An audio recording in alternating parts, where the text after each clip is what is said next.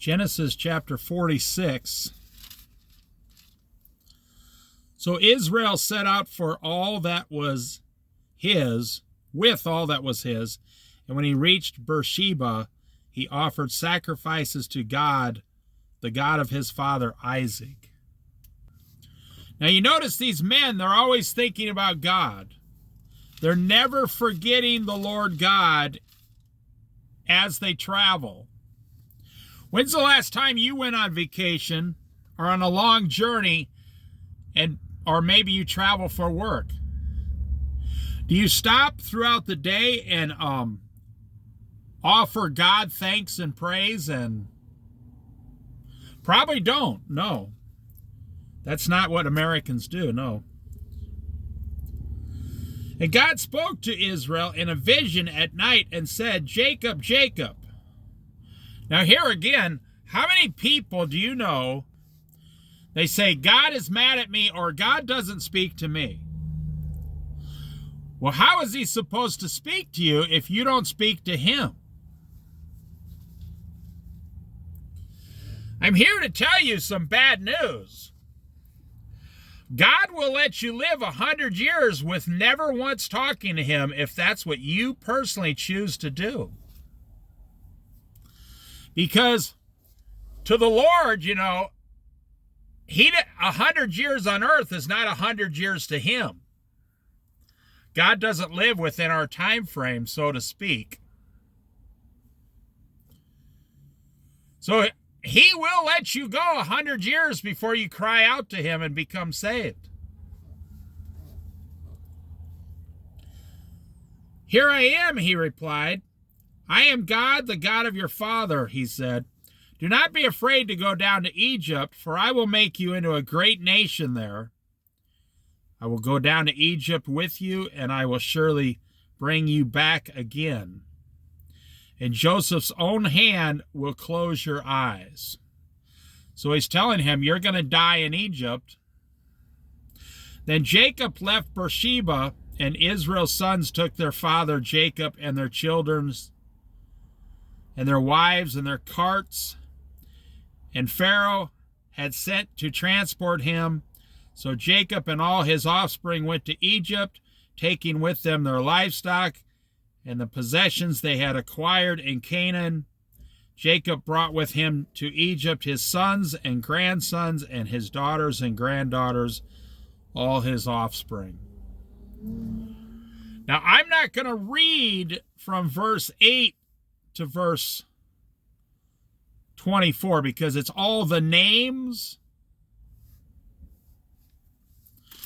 And, if you want to go back and read all the names, go ahead. I'm not going to chop them up. I do want to say, Pharaoh told them not to bring anything, that the best of everything would be offered them when they got there. So why did Jacob, Israel, insist on taking all his old possessions? I remember once I went down into my own grandfather's crawl space, a little half basement below a house. And he was, in his 70s. And he had tools and axes and shovels, like 60-year-old stuff. And I asked my grandfather, I was only 17 years old at the time, "Why do you keep all this stuff?" He said, "Because it still works and you never know if you're going to need it to survive one day." And I feel like that's what old Jacob was thinking. You see, life is hard, and when you acquire something, like a good tool or a good axe or a good shovel, you don't get rid of it. You take it with you till the day you die, and then your son who comes after you throws it in the garbage. Because the next generation has no idea. And they, instead of using the stuff that their forefathers gave them, they misuse it and they start all over again collecting their own stuff. And it's just, it's a crazy thing that humans do. Verse 25. These were the sons born to Jacob by Bilhah, whom Laban had given his daughter Rachel, 7 in all. All those who went to Egypt with Jacob, those who were his direct descendants, not counting his sons' wives, numbered 66 persons. With the 2 sons he had been born to Joseph in Egypt, the members of Jacob's family, which went to Egypt, were 70 in all. Now Jacob sent Judah ahead of him to Joseph to get directions to Goshen. When they arrived in the region of Goshen, Joseph had his chariot made ready and went to Goshen to meet his father Israel. As soon as Joseph appeared before him, he threw his arms around his father and wept for a long time. Yeah. Israel said to Joseph, "Now I am ready to die, since I have seen for myself that you are still alive." Then Joseph said to his brothers and to his father's household, "I will go up and speak to Pharaoh and will say to him, my brothers and my father's household, who were living in the land of Canaan, have come to me. The men are shepherds. They tend livestock, and they have brought along their flocks and herds and everything they own. When Pharaoh calls you in and asks, 'What is your occupation?'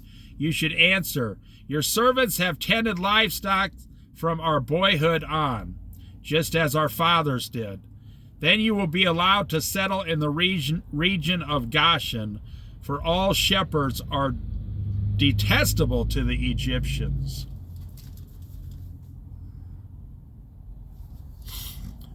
So, you think about, this is one of the problems in our modern day society. We don't appreciate the internal combustion engine. We keep trying to get rid of it. What we should be doing is getting someone to build a brand new, safe $20,000 car for every poor person that gets about 35 miles to the gallon.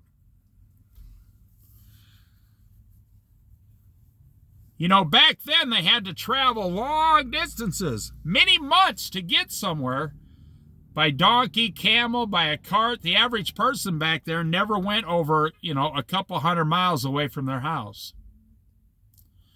But in today's society, we can travel across the state we live in easily in one day for most states, unless you live in California or Texas.